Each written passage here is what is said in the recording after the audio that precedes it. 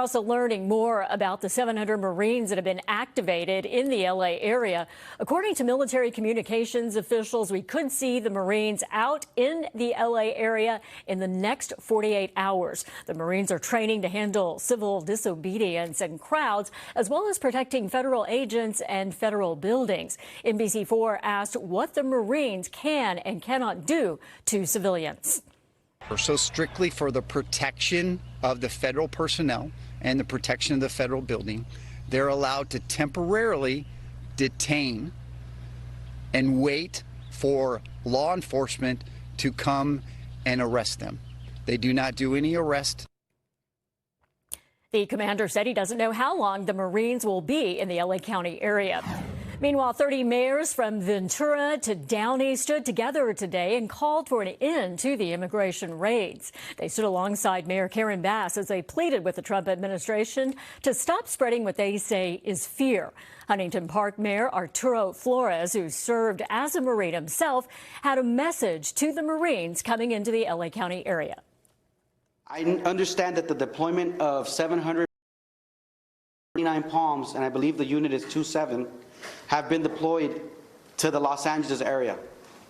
I have a message for those Marines who are probably watching. Brothers, I myself have fought in different theaters. I fought wars. And I will tell you this, the people that you are here who have been called foreigners are not foreigners. These are Americans. And when we lifted our hands and we swore the oath to defend the Constitution and to defend this country, that oath was to the American people. It was not to a dictator. It was not to a tyrant. It was not to a president. It was to the American people. And joining us live now is Huntington Park Mayor Arturo Flores. Mr. Mayor, thank you so much for being here tonight. Thank you for having me. You served as a Marine. Explain to us your concerns about having Marines and the National Guard activated here in L.A. Before we get started, I just want to clarify something. Just to be clear, I was not referencing to the president as a tyrant or a dictator, but it's interesting how some individuals have chosen to internalize it and make those claims that was my intent. It wasn't at all. But just so we get that cleared up out of the way. The point of my message to the Marines is it's very simple. As someone who has served, in Iraq and Afghanistan in the wars, you go over there and there's a dehumanization that happens of the population of the locals. And I think that's what we were seeing that was happening with Los Angeles. President Trump was referring to Angelenos, individuals that are protesting as for an invasion. And what that does is it's an intentional and a systematic dehumanization. And it's a lot easier to inflict violence on individuals once they've been dehumanized. And so I think that was the point of trying to get that message across to the Marines that they are dealing with Americans here. So the military, the DHS, and ICE agents, they do get their orders from the commander-in-chief. So how can they carry them out? This is the administration we are all living under right now. I mean, I was watching the report, and it's unconscionable what's happening. What you're talking about is active duty military troops, Marines, conducting domestic operations. I mean, by definition, what you're talking about is martial law.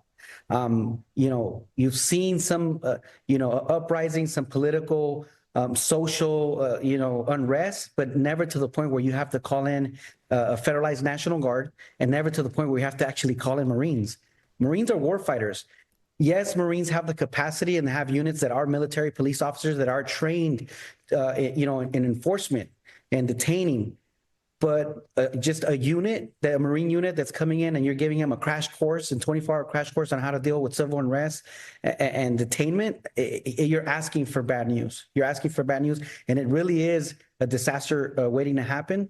Not only is it reckless, but it really is setting up I would say a worst case scenario here. It's setting it up for a catastrophe is what I think. Yeah. Well, we understand that they're just going to be transporting and keeping the officers safe. That's our understanding. But I also understand your concern. So, Mr. Mayor, thank you for joining us tonight.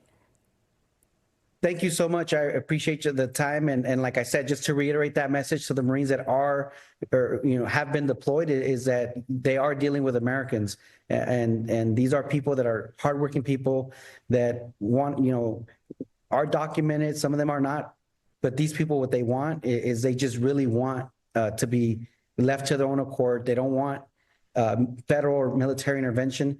If President Biden did this, in a conservative state and overruled the governor and sent in the National Guard, I mean, it'd be a whole different story, and it'd be chaos, and everybody would be crying. All the Republicans would be screaming to their lungs about this. So it's interesting that now it's happening from a Republican president, and all of a sudden people forget the Constitution of the United States and the separation of powers. We have a lot of questions about how to properly handle immigration. Thank you again, Mr. Mayor, for joining us. We are going to continue to follow the latest protests against ICE in a moment. In the meantime, we have a special section dedicated to immigration right now on our website, NBCLA.com, and the NBCLA app.